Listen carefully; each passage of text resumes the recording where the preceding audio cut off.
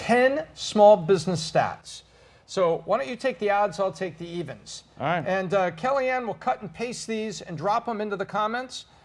That would be great. And also drop in the comments the website for Checkmate, because we're about to talk to Harry Dixon, one of the co-founders and CEO of Checkmate. So you'll have all that stuff available to you in the comments.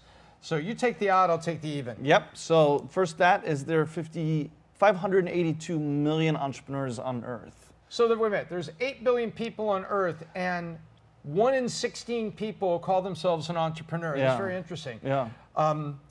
Number 2, small businesses make up 90% of all global companies and 50% of the jobs. So if there's a vibrant economy, thank an entrepreneur. Yep. And then third stat is there's an estimated 334 million companies worldwide, which then the interesting stat in terms of this, how this correlates with the first one is if there's 582 million entrepreneurs and 334 million companies, then a lot of the entrepreneurs are a one-man shop or maybe two-man shop or something along those lines. Incredible. Number 4, 50% of small businesses start at home. I guess that's the proverbial garage. Google started in a garage. Hewlett-Packard started in a garage. Yep. So I think that a lot of what we've heard now, which kind of goes into this fifth stat here, that most people start a business because they want to be their own, or we think most people start their own business because they want to be their own boss. But in reality, only 2% of people are starting a business because they see an opportunity in the market that they can really excel. Is there any, if that's true, only 2 people start a business because of an opportunity in the market, is it any surprise that in the first 2 years there's such a high mortality rate for those businesses? Okay, number 6, 44% of small business owners are between 39 and 54 years old. So guess what? They start after they've been doing something. In other words, they've learned something, figured it out, got a little experience in life, and wow, almost half are between 39 and 54.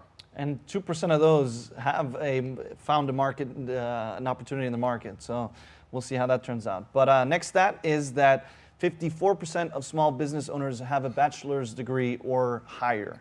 So a lot of them are starting businesses either straight out of school or dropping out of school or something like that as well. Fantastic. And number 8, 56% of small business owners struggle to find suitable employees. Boy, isn't that true. You got to get people that want to come work for a smaller business, a little bit more risk there. And over half of small business owners says, man, I struggle finding suitable employees.